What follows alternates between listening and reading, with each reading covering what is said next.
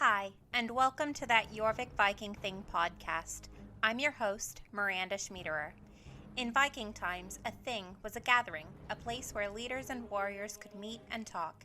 In the 21st century, our thing is a virtual place where Viking academics and enthusiasts from around the world can come together to share knowledge. So hold on to your helmets as we learn more about Vikings on that JORVIK Viking Thing podcast.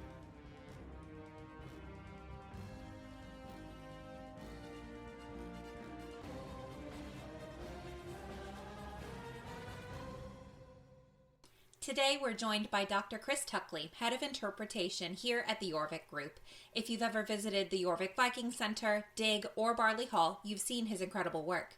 He's with us today to talk about how people have celebrated our Viking heritage through the years. Welcome to the podcast, Chris. Thanks for joining us today. My pleasure. So you're going to be talking to us today about Viking events and kind of the history that Yorkshire specifically has with Viking pageantry. What brought you to that topic? Well, I've been involved with the JORVIK Viking Festival for many years now in a range of different roles. The first JORVIK Viking Festival that I was part of was way back in 2004, when actually I was working for York Museum's Trust front of house at the Yorkshire Museum, and I was operating their art cart during the February half term. And there was this event going on, this citywide event called the JORVIK Viking Festival. And for the art cart activities, I was making little cardboard helmets, swords and shields and decorating them with children. And that was my first taste, my first brush with the JORVIK Viking Festival. And the year after that, I was working front of house as a Viking at the JORVIK Viking Centre. So again, sort of on duty during the JORVIK Viking Festival. And then the year after that, I was working on programming the JORVIK Viking Festival. So that was my first sort of office job in the museum sector, was working on the events program for Jorvik and its sister attractions. So you've had quite a lot of involvement then. Yes, absolutely. I'm a big Jorvik Viking Festival enthusiast and nerd, and I sort of try and collect as much information about the Jorvik Viking Festival as I can, and it's sort of branched out into other areas now, and I've started to collect references to other Viking festivals, other large-scale public events where Vikings play a role, where they appear in the public arena, and that has sort of led me down the path of looking at the history of these sorts of events in Yorkshire. And they go back a very, very long way, a surprisingly long way. And I keep finding them. So every time I think I've come up with a full list of festivals and events over the last 150 years or so that have featured Vikings, I stumble across yet more. The Jorvik Viking Festival is the only one that has happened with any regularity. The others have been occasional events, sometimes happening every 10 years or so, or to mark a particular anniversary or something of that kind. The Jorvik Viking Festival has run since 1985, right up to the present day. Obviously, this year it's slightly different, and we've moved to a completely online model for the very first time in the Jorvik Viking Festival's history. But as an event in the city of York, it has run uninterrupted in spite of blizzards, floods, you name it, since 1985, every February. This is the first year that we've been fully online with that Jorvik Viking thing. So it seems that people, you mentioned they've been celebrating Vikings in Yorkshire for quite a long time. How far back do those celebrations go? Well, the earliest reference I've come across is to the Ripon Millinery Festival in 1886. That's the earliest where I've come across people dressed as Vikings performing, taking part in a procession in a very sort of public way. Whether they're exactly celebrating the Vikings in some of those earliest events is debatable. The Vikings seem to fulfill a particular kind of role in those early pageants and processions, but certainly in that Ripon Millinery Festival in 1886, there's a procession that was part of the celebration, a procession of around 500 pageant members on the Friday the 27th and Saturday the 28th of August in that year in the grounds of the Studley Estate. And then on the Saturday, that procession branched out to conclude at the town hall. And within that procession, there was a huge boat drawn by horses, and this boat had the reputation, at least in the local press, of being a genuine Viking boat that had been unearthed locally. Of course, it wasn't, but the boat was piloted by a Viking crew, and the souvenir program that was published to mark the occasion contains a nice description of the scene that these Vikings presented, which I can read to you now if you like. Yeah, sure, please. So it says that a fierce-looking crew of Vikings glowering on the show from their boat represents the inroads made on England by these marauders during the Danish period. It was no insignificant proof of their earnestness that, in spite of all the quips and cranks of the ever-bustling and always irreverent jesters whose butts they were, the sea monarchs never relaxed their deadly grimness. These fierce sea warriors wore eagle-plumed helmets and strange savage colours, and bore murderous-looking axes. Their grouping was easy and unaffected, and their fierce visages reproduced faithfully the Danish marauders. The figures were admirably grouped and brilliantly dressed. The bright helmets of the period, beneath which flowed locks of vivid red, caught the sun and dazzled the eyes to look at them. And there is an illustration actually of this group that was made at the time. Interestingly as well, the reaction of the audience to the passing of the boat is recorded. And it mentions, as it passed, the shouts of applause which followed almost drowned the strains of the band. So the Vikings were a really popular element of this procession. So the Romans appear, and then I think it's St. Wilfrid appears after the Vikings, interestingly, because in conventional histories as we think of them today and where we position the Vikings, they occur later in the chronology. In many of these early pageants and processions, Vikings can stand for anything in that sort of post-Roman, pre-Norman conquest period. So here in the Ripon procession, they are remarkably popular. They're these sort of exotic, frightening, murderous, grim-looking figures. So whether we're quite celebrating them or not, I don't know, but we're certainly enjoying them.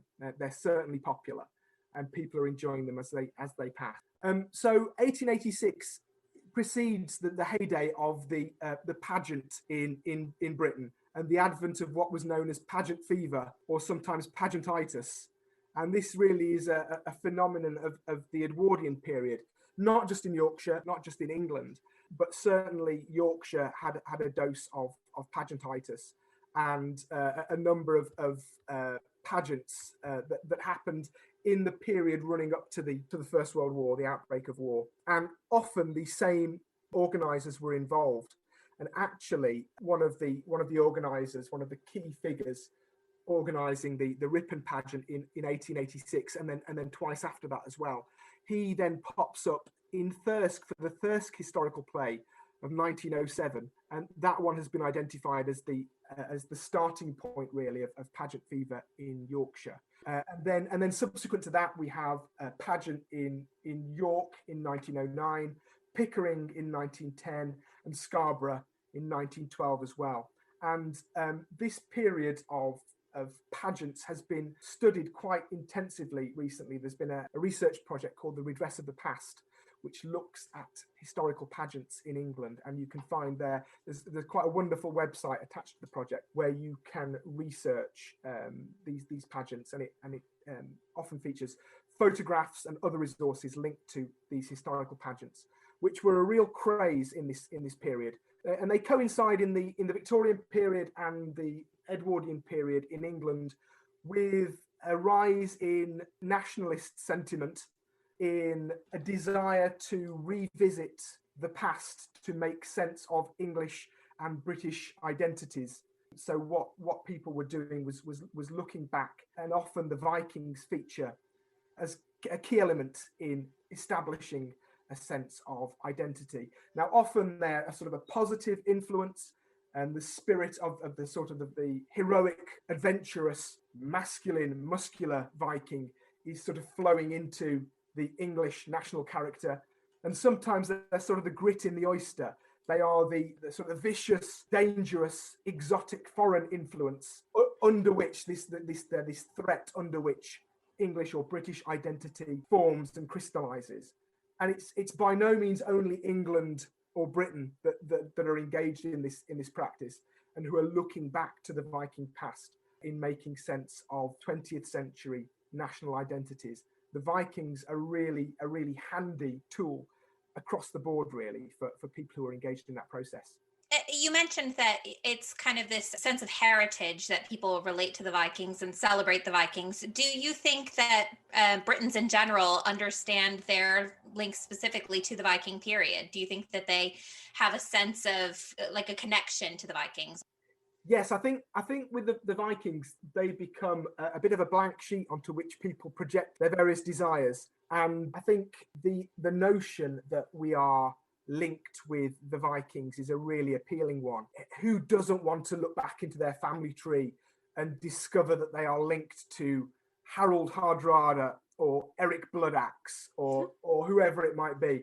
Now, the rationale and the methodology for doing that, I think, is questionable, but it doesn't stop commercial genetics companies selling DNA tests on the strength of proving that you can prove that you are related to Harold Hardrada. And as I understand it, with my less than perfect understanding of DNA and genetics and genealogy, that in all likelihood, we've all of us got a Viking knocking around somewhere in our family tree, as well as all sorts of other people, and not just people from Northern Europe either, people from elsewhere as well, all flowing into our family trees once you go that far back in history. So how do you think the Jorvik Viking Festival fits into all that then? Is the popularity of the festival a result of people celebrating their culture, or is it something else? I think it's a real mixture of things, and that's always been the case. So even when you look back to the sort of the heyday of the pageants, which were large scale, but by and large they were community driven. These were grassroots initiatives.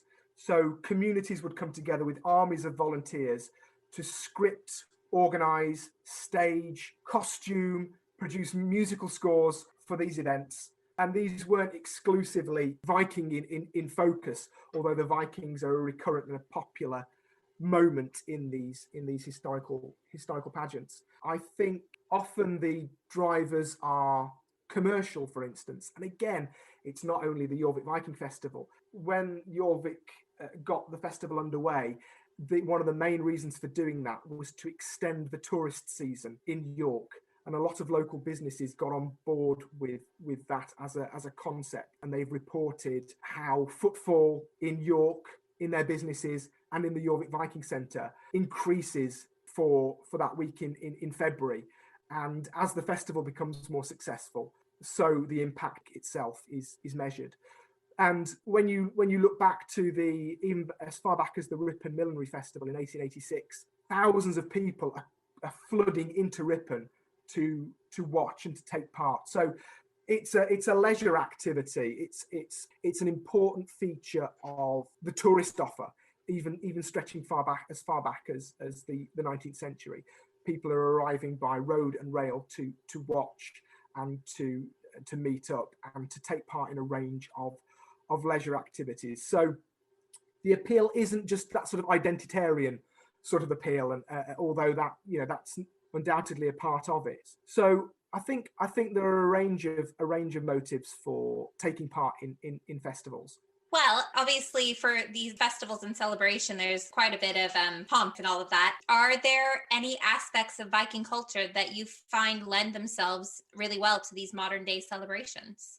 Well, I think what we have now, an event like the Jorvik Viking Festival and its successor, that Jorvik Viking Thing, is living history and reenactment feature in a way that they wouldn't have in those very earliest pageants and processions and festivals of other kinds.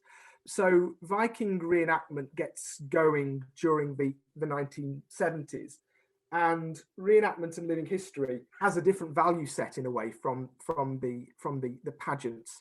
Both value what they see as a kind of truthfulness to the historical record and an authenticity, but they locate their authenticity in different ways and in different places. So an appeal to a kind of archaeological and a material authenticity is there from the get-go. So the organisers of the Ripon Millinery event were aware, for instance, of the Gokstad discovery and the Gokstad ship, and they mention that, and that inspires some of the decoration that appears on the boat that form part of the procession. What you get in reenactment circles from the 1970s onwards, and increasingly up to the present day, is a concern to replicate as closely as possible the material conditions, the dress, particularly the dress, the kit, and other material aspects of people who lived in the 8th, 9th, 10th, 11th centuries. So although the people who organised pageants and costumed the Viking characters who took part referred in good faith back to the resources that they had available to them, the Vikings as they appeared then with their horned or winged helmets obviously look quite different from the reenactors who we have taking part in our festivals today.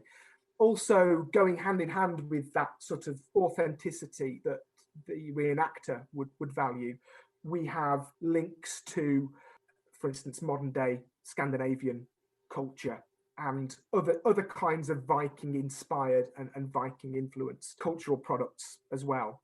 And that's not unique to the 21st century. I've just today come across reference to a festival of Norway in Scarborough in 1966, also known as the Scarborough Millinery or Millennium Festival. So it's looking back to its Viking past and its legendary foundation by a Viking called Thorgils Skarthi, from where we get the name Scarborough. But actually it involved the Norwegian ambassador. It involved delegations from Norway coming over as well. And so you do have a concern in various events to establish links with modern populations, modern sort of descendant populations of Vikings and other historical peoples and communities as well.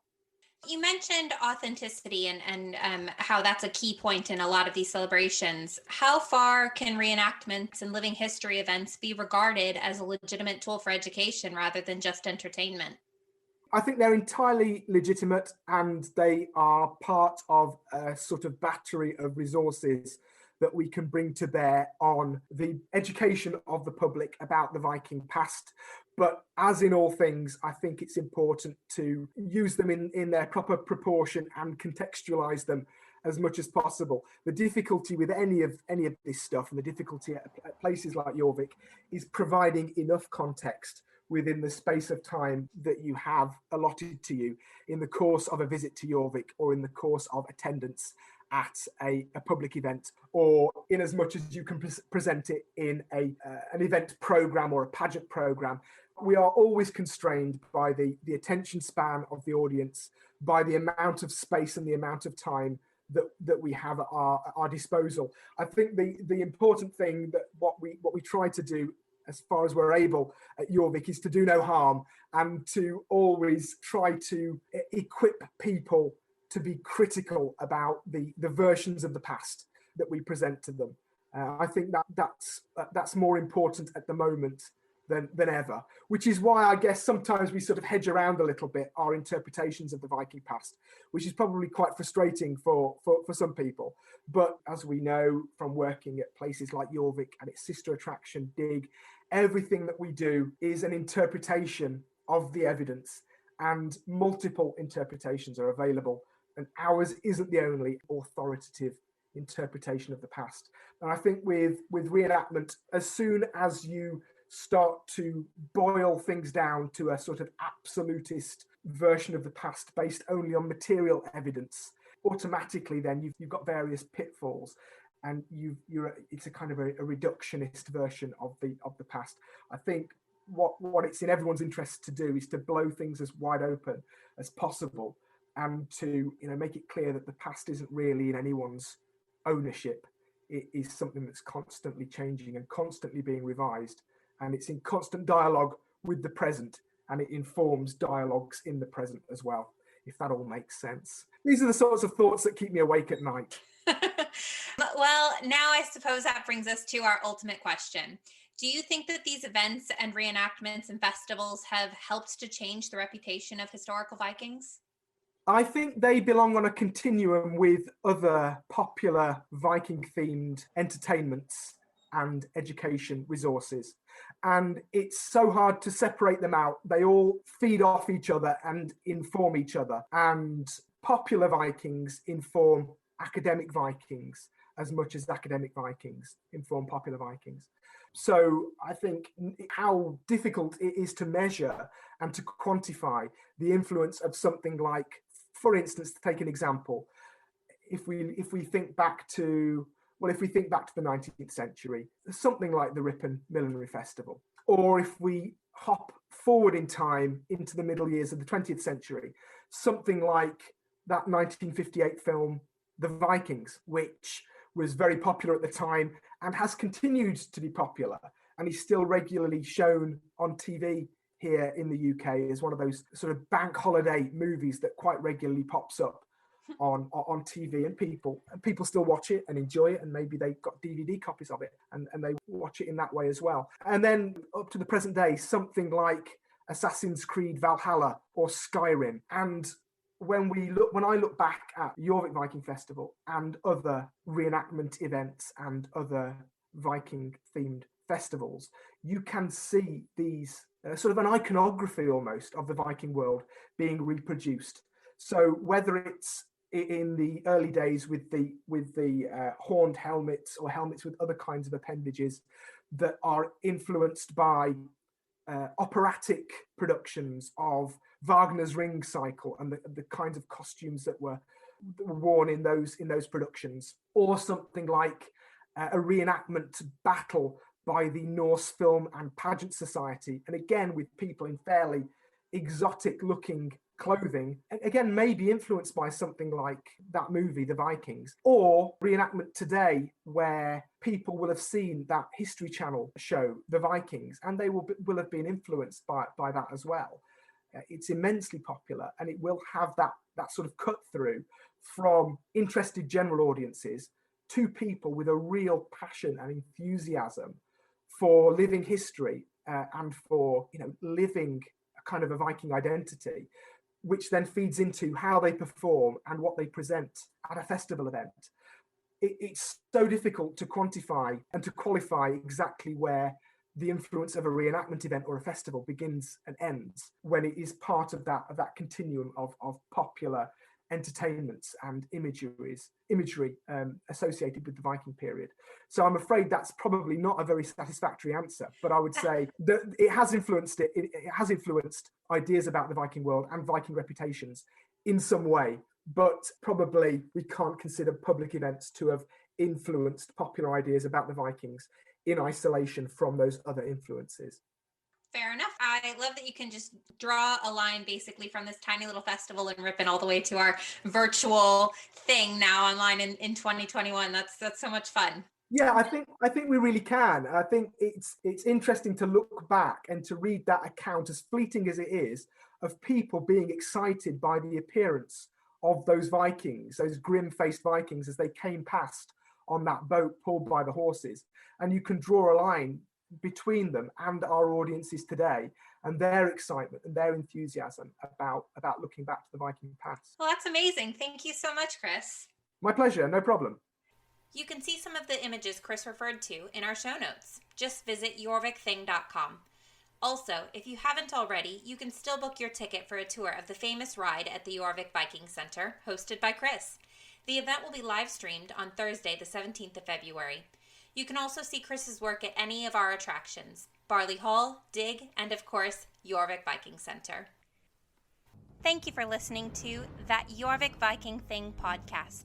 You can find us on Spotify, Apple Podcasts, and anywhere you get your podcasts. If you'd like to support That Jorvik Viking Thing, visit jorvikthing.com to make a donation, as well as to find a whole horde of Viking-related content. Don't forget to hit subscribe so you don't miss the next episode of That Jorvik Viking Thing podcast.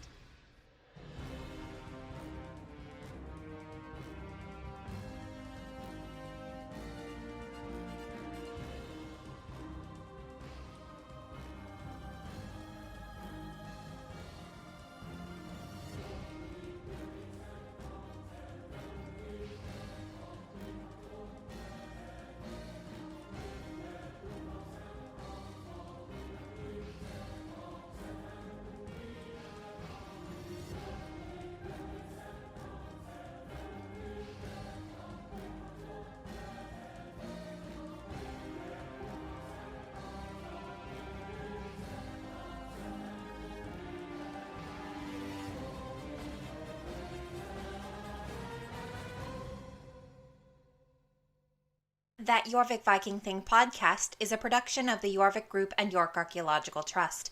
Researched by Miranda Schmiederer and Ashley Fisher, with research support from Bede Rogerson and Philip Roebuck.